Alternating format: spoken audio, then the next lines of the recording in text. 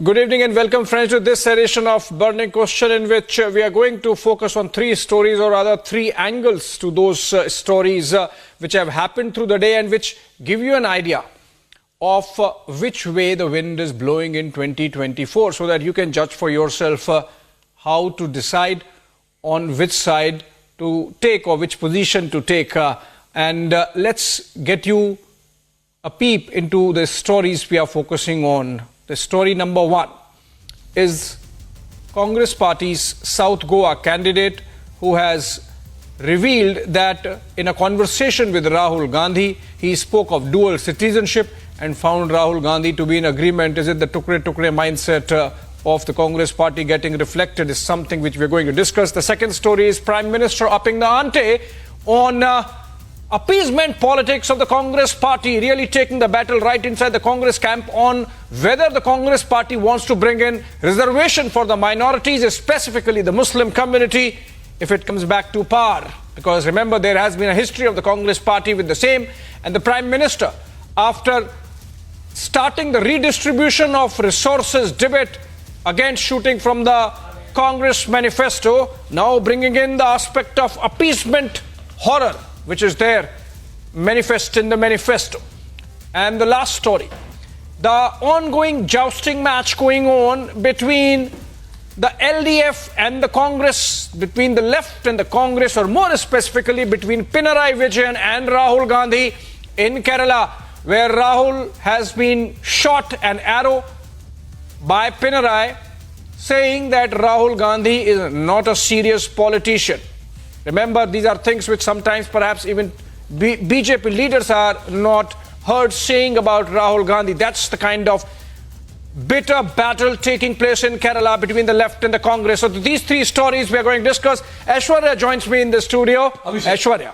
Absolutely, Abhishek. And these three, somewhere I feel that there is some problem. Earlier I used to feel in the thought process or the think tank or the people who think behind the Congress Party, but now I've started to feel that what the Prime Minister says or what we've heard, that there is a concoction or there is a takeover in the Congress Party itself. That people of a particular thought process who don't believe in the idea of Bharat, India, who you may call urban Naxals, Tukde gang or whatever, but what are they saying? From India not being a nation to a dual citizenship for Goa, to kisi ka paisa kisi ko de do, from taking someone's reservation, giving it to someone. What is happening? And then this is just fodder for the BJP. You cannot blame the Prime Minister or the Home Minister taking this issue up and going to task and taking Rahul Gandhi to task. As you said, I still remember your word, Abhishek.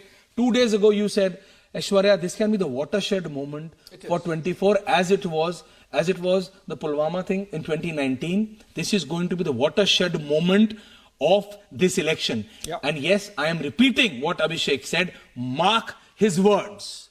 I always say mark my words. I'm saying mark his words. This could very well be the watershed moment, viewers, in 2024 elections, Abhishek. All right, let's introduce the guests. We have Rahul Ishwar joining us live from Kerala. He leans towards the right. Pranay Agarwal, political analyst, leans right again live from Delhi. We have Dilip Mishra, political analyst, leans towards the Congress Party. So let's understand from Dilip Mishra, Aishwarya. Please. What's really up with the Congress South Goa candidate? He's saying Goa perhaps needed something like Article 370, which we did not get. At least give us dual citizenship. And he has spoken directly with Rahul Gandhi way back in 2019 on those things, and he says that he found Rahul Gandhi to be in agreement that Goa became part of India in 1961, and the Constitution of India was thrust upon Goa or imposed upon Goa. Is that the language that a national party like the Congress should be using? Mr. Mishra. Definitely yes. Can you hear me? Definitely yes. Definitely yes. I'm audible? Okay.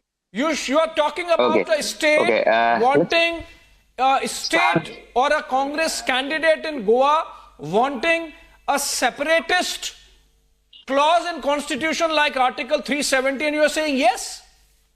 Amazing.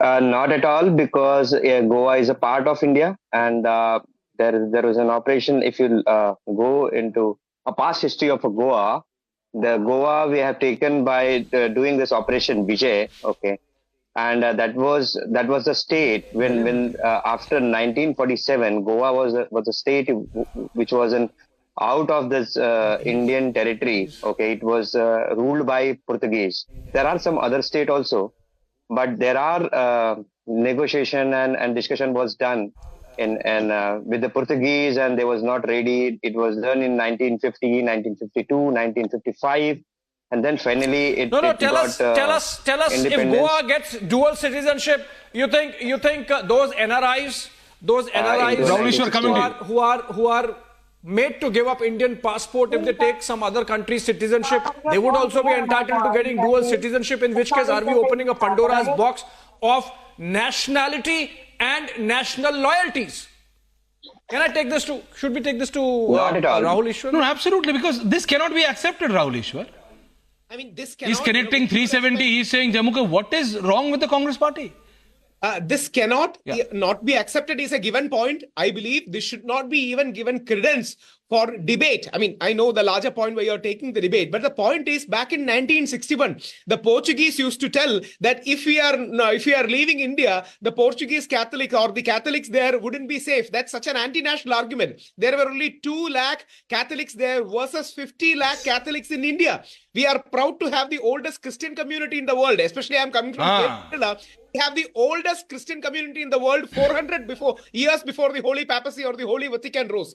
So it is demeaning to Indian Christians if you are, it is demeaning to our Catholics and our Christians if you say so. And I'm thankful that we shouldn't have any credence to such things. There is nothing called dual citizenship. We are all part of India. Goa is India. And please remember, Goa is one of the most visited destinations for the youngsters and everybody in India. Goa is proudly India. We have 60% plus all the other communities also there. There is great Hindu-Christian harmony. So if somebody is raising a specter, it is very unfortunate. I hope the Congress spokesperson here will condemn it. Say that, it was one foolish idea by someone. Let me condemn it. That kind of stature should be there. And please remember, even right now, the Portuguese calls it... this is an analysis show. It's a different... It is a different format. But I am saying, Rahul, I am still just unable to understand, Abhishek, and if you could take that question to the third guest also, that why will the Congress party, what is the Congress party thinking? That they will talk about a divisive policy, they will talk about Goa not being a part of India, dual citizenship, taking someone's money and giving it to someone on the basis of religion, and the people will vote. And then when they lose, they will come up with another alibi, Abhishek, and that is going to be EVM. So they're like a crybaby. They just don't stop. They are unable to address the real issue. And that is their policy. It is such anti-national policy and thought process which they have. This campaign, Aishwarya, we have seen the Congress leaders talk about a north-south divide. We have their Goa candidate now talking about Article 370 kind of provision for Goa. Imagine. And we have had Rahul Gandhi, who has gone to JNU to be sympathizing with the Tukre gang. And we have wealth redistribution imprimatur of very communist just one thought. line. With all due coming out of a communist manifesto. And all difference of opinion, Rahul Gandhi's great-grandfather would have shut him up because it was Nehruji who decided along with Patel and the others that we need Goa. Goa is ours. The Portuguese were supposed to leave, and he is insulting the legacy of his own great-grandfather Nehruji, who realized that Goans are Indians and Indians belong to Goa. So this is very shocking. Okay, there is another divisive aspect of the Congress manifesto, Aishwarya, which Prime Minister has picked up today, which is about the Congress party promising, if not directly, indirectly, a reservation for the minority communities, specifically the Muslims. Now, it's not the first time the Congress would have done that. They have done that on record while they have been in power. But let's listen to what the Prime Minister has said, then I will come back.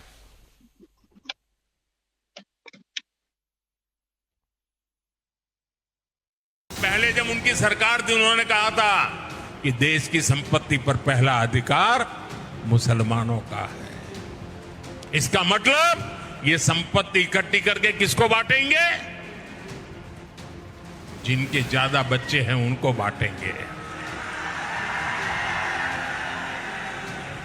घुसपैठियों को बांटेंगे।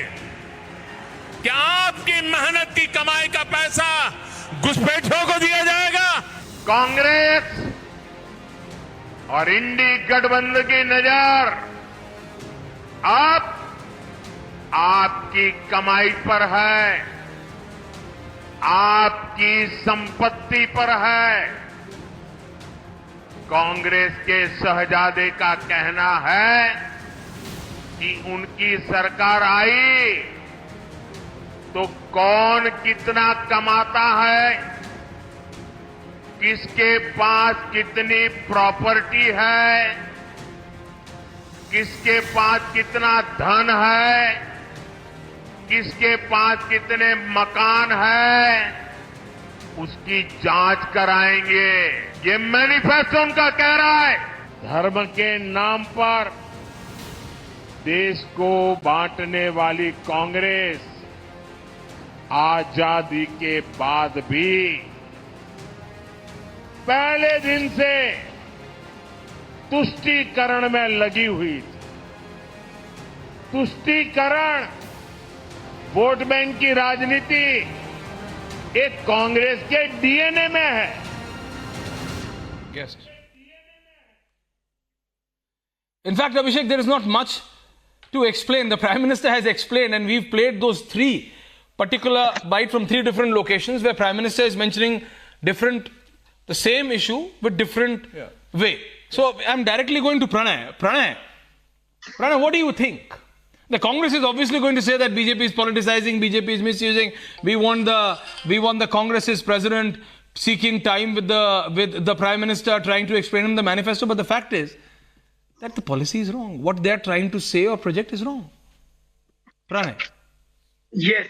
So minority appeasement has been one of the defining features of the so-called left of center political parties, starting with the Congress and its ilk like Samajwadi, etc.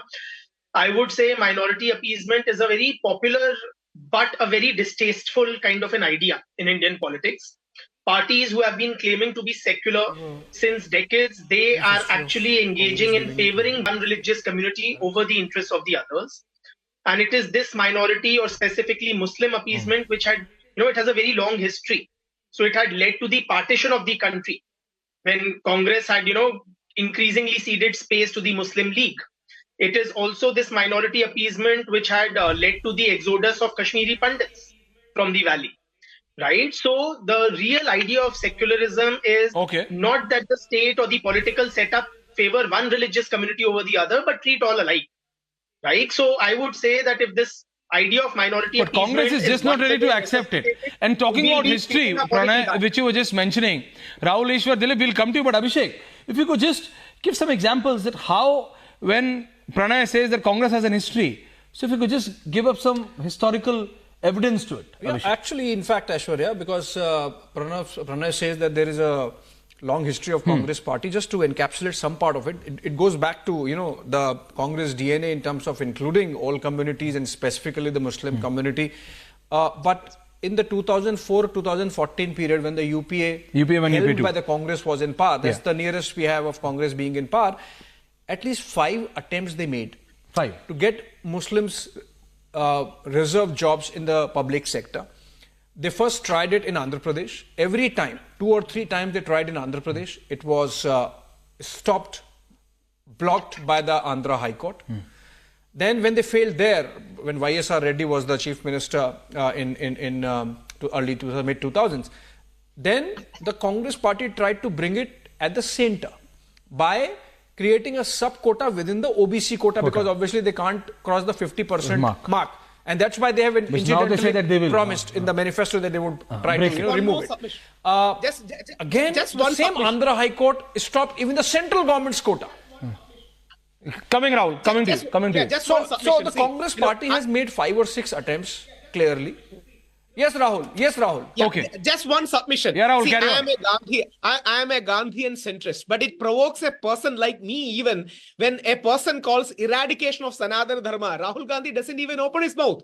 They compare Hindu Sanatana Dharma to dengue, malaria, cancer, and they say it should not be attacked. It should be uprooted and eradicated. A person like Rahul Gandhi who says that he's a Janudhari Brahmin who goes to temple doesn't even speak. He doesn't have the audacity to at least tell, I don't agree with it. I will talk to Udayanithi Stalin. But he is not even saying that. This is the party that was once the party Mishra of ji. Mahatma Gandhi, of Madan Mohan Malaviya. Okay. Where have they left the courage with? It's a natural question anyone will ask. Okay, Mishra ji, you see, despite the fact that 5 or 6 times that the Congress party tried to bring in Muslim reservation, every time it was stopped by the courts, the High Court in Andhra Pradesh and the Supreme Court, the topmost court of the country also. And despite that, the Congress party continues to play with appeasement politics fire. It's playing with fire, literally. And if the Prime Minister is bringing focus on this aspect of the Congress manifesto and done so smartly. Now, if you look at it, Aishwarya, this needs to be understood and the viewers also need to understand. In the section in the manifesto where it talks about equity, it's not talking about minorities. Equity. It's talking about equity, yeah. Then, of course, in that section, when it says at point number 3, we will encourage and assist the students and youth belonging to the minorities to take full advantage of the growing opportunities. Till that time, no talk of reservation. Then, at point number 6, they say, we will ensure that the minorities receive their fair share of opportunities in education, healthcare, public employment, which is obviously Sarkari Naukri. So, they are saying, they're couching it in English, they're saying, we will ensure. How will you ensure? Obviously by You were giving just quoting the reservation. manifesto, right? Yes, exactly. What I can ensure is this, Rahul, Ishwar, Pranay and Mr. Mishra, that as much as in detail my colleague Abhishek has read the Congress manifesto, and I can give you in writing, Abhishek, Rahul Gandhi or Priyanka Vadra might not. I'm sure about it. I'm sure. That is why you see, Mishra, Pinarayi Vijayan, the person who supposedly part of the India alliance, says Rahul Gandhi is not a full-time politician. It's not the BJP. Understand this. Everyone is able to see through. Everyone is able to see through. There is a reason why your complete top brass suddenly went away. The so-called young brigade of the Congress party went to the BJP because there is no clarity. And that's why I am saying with conviction that Abhishek has read more of the Congress manifesto than Rahul and Priyanka combined. And that's the problem. That's a serious problem. Someone else says, koi saat samandar par se guide karta hai, koi likh deta hai. The leaders don't know what it's, they are just given a written script and they read it out. One thing is for sure, Aishwarya, They don't understand. the Prime Minister has definitely read the Congress manifesto more than Rahul Gandhi. No, that's the reality, but that's the problem with the Congress party. And this is not good for a democracy, you see. You need to have a strong opposition to question the government. You can't let them unchecked. And who checks the government in a democracy? The opposition. So Congress party really needs to rethink. Absolutely. Okay. Let's look at what's really happening between the Congress and its allies also, Aishwarya. Absolutely. Yeah. Yeah, as a Okay, let's person take a from comment from Kerala, Mr. if I Mishra. can give one input, Yes. that would be just one input as a person from Kerala. See, I'll let us come be to you. honest regarding this. Rahul after Mishra We'll ji. come to you. We'll come Rahul to you. after Mr. Mishra. Okay. Aishwarya, I heard about all the manifesto things and the Prime Minister things. Okay. Let's start with one by one. You are telling that minorities. So why you people are thinking about minorities means Muslim? In India only minorities are Muslims? You mean to say there is no other caste or no other religion is there into a minority? You mean to say? Let's be honest, please. I'm honest. It's a question. You know what I want to say? You should have asked that question to the then Prime Minister Manmohan Singh. And if you have any doubt, go to the Prime Minister's office website and read the script. What the then Prime Minister read out. And you will understand what I mean or what the then Prime Minister meant. You need to understand. Please understand. This disguise. Someone said, Abhishek, television not only exposes, overexposes. So television overexposes people. And whatever you feel comes out 10 times. So you need to understand. Rahul Gandhi feels that he will get away. He will say anything and he will get away.